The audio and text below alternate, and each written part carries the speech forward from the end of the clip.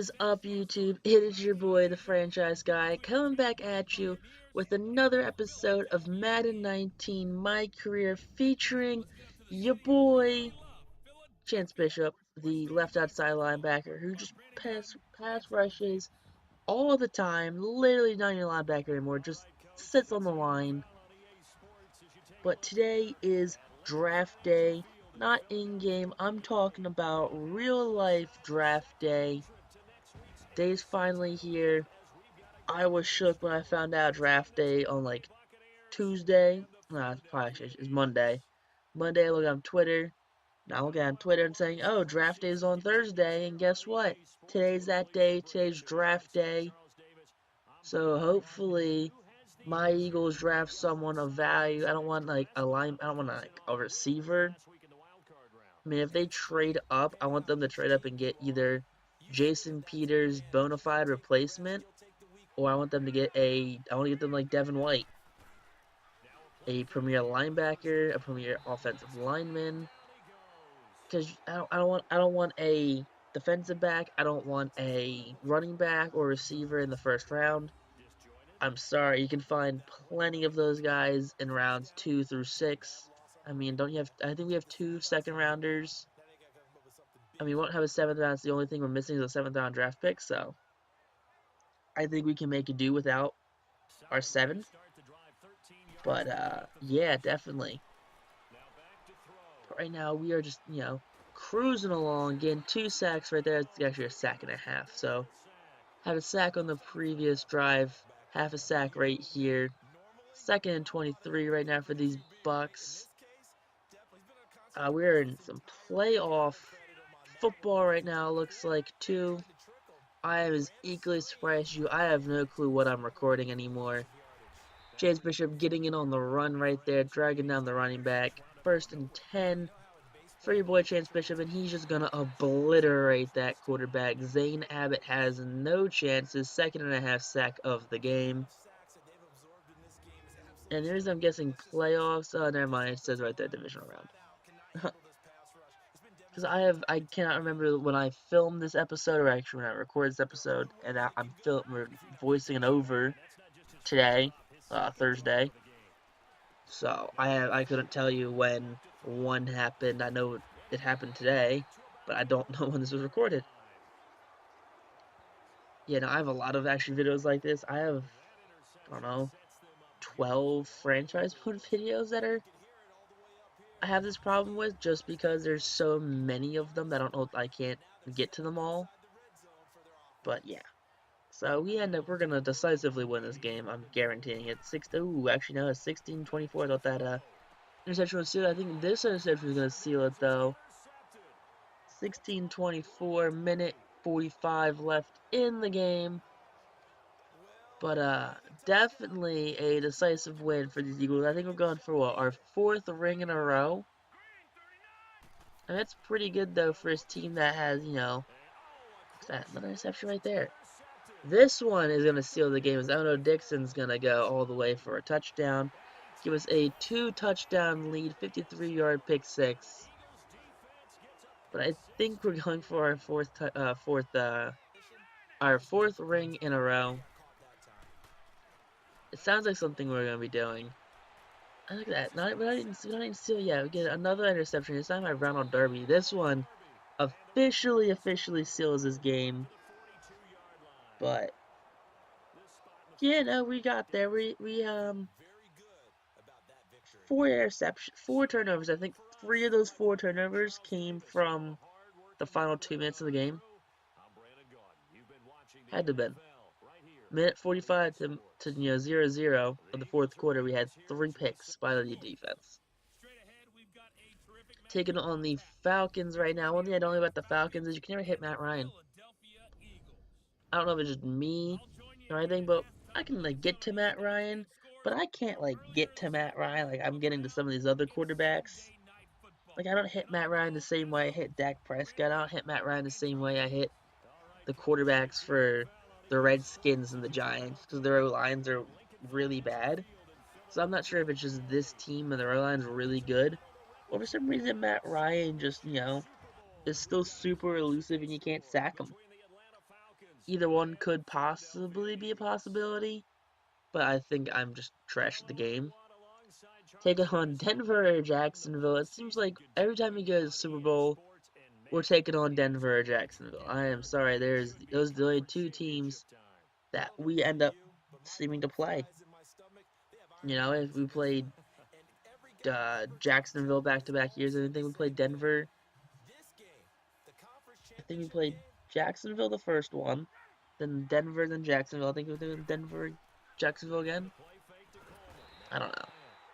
So we played Jacksonville 3 times, both of them too. But I'm like 99% sure that we played Jacksonville and Denver. But Jacksonville with the win, taking on Jacksonville in the Super Bowl as long as we win this game. But I mean, if we get this far with this defense, Chance Bishop's pass rushing ability, I feel like if we don't make the Super Bowl, this team deserves a full rebuild. What is that? That's our second sack of the first quarter alone. We still have 3 other full quarters to go, before this man's done with his work. Simple as that. Look at this. Matt Ryan turns around in the pocket and he just sees a wall of Chance Bishop running into him. No way to get out of that one. That's just Chance Bishop. Hands up. I don't know what I'm trying to say. Yeah, another Chance Bishop sack for that. His 3rd sack of the game. Chance Bishop, taking advantage of a team he usually doesn't do all that good against. Maybe I'm just lying to myself thinking that Chance Bishop actually had a problem sacking a quarterback ever. But then again, Chance Bishop, between week to week can be the same beast but a different animal. That's just who he is. He wakes up in the morning, just does weights, runs, 5Ks for fun on the weekends when, during the off season. Gets involved in the run game right here, taking down Devontae Freeman. But yeah, that's definitely something that most linebackers don't do. Look at that. Even on a trip where he gets tripped by the offensive lineman or tight end, whoever he is getting blocked by, he still ends up getting the running back, grabs him by the ankle, throws him to the ground. But that Ryan right now is getting assaulted by Chase Bishop. That's Bishop's 4th sack of the game. And Bishop QB hit right there. Bull is thrown wonky because of the hit, intercepted by, Ronald Darby right here. Of course, Jordan Hicks gets hurt. I feel like Jordan Hicks always gets hurt. Him, Fletcher Cox are always getting hurt. I don't think they ever actually really stick to being hurt. I think Hicks might be the one that actually stays hurt at any time ever. But usually Fletcher Cox is back a couple plays later.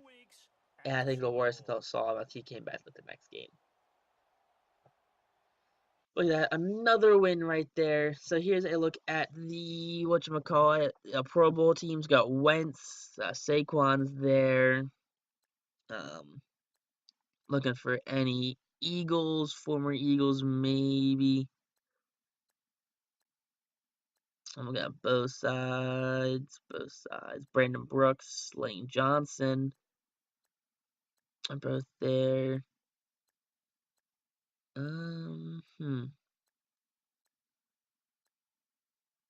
Chance Bishop, of course. Sidney Jones, former Eagle. Oh no, Dixon, current Eagle. Swat Cravens, current Eagle. Yeah, so that's all the Eagles right there. Taking on the Jacksonville Jaguars. I'm pretty sure again, because I'm pretty sure we've played them at least 2 times in the Super Bowl right now. We've, of course, won every time. The Chance Bishop dynasty is undefeated in the Super Bowl. Playoffs, not so much, but Super Bowl, definitely undefeated. Carson Wentz is going for his 5th ring right now. He's trying to tie Brady for most rings all time. But who knows what this team will come out doing? This team, has a lot of firepower, has a lot of high-end talent on it. You look at this team up and down the lineup. You have Wentz, Bishop, Darby, Jay Ajayi. You have Fletcher Cox, Brandon Graham, Jordan Hicks. Swat Cravens. I mean, this team has so much talent on it. It is not even funny that if we don't win the Super Bowl right here, We deserve just to gut the team, start from square zero. Simple as that. But Mr. Not Blake Bortles taking his team out because Blake Bortles is trash. He's never ever been a legitimate NFL quarterback. I'm sorry, there are so many quarterbacks that people rag on for being bad, like Tim Tebow. Tim Tebow actually accomplished something in his career. He won a playoff game against the Steelers while Jacksonville's defense carried Jacksonville and Blake Bortles to the playoffs. I'm just saying. It's just how it is sometimes. Sometimes your defense carries you where you have to be. Defense is better than everyone else's offense. And when that happens, you get players and teams who, like that Peyton Manning's team on the Super Bowl with the Broncos, that was a great defense right there. DeMarcus Ware, Von Miller. I'm sorry, that team doesn't win the Super Bowl without DeMarcus Ware. Sure, Von Miller's crucial sack at the end, strip sack, wins the game. But if you don't have DeMarcus Ware on that team for the entire season, like they did, you're not winning the Super Bowl. I'm sorry, you're not winning. No way around it. Yeah, 3rd and 6, Chance Spencer gets his 2nd sack of the game.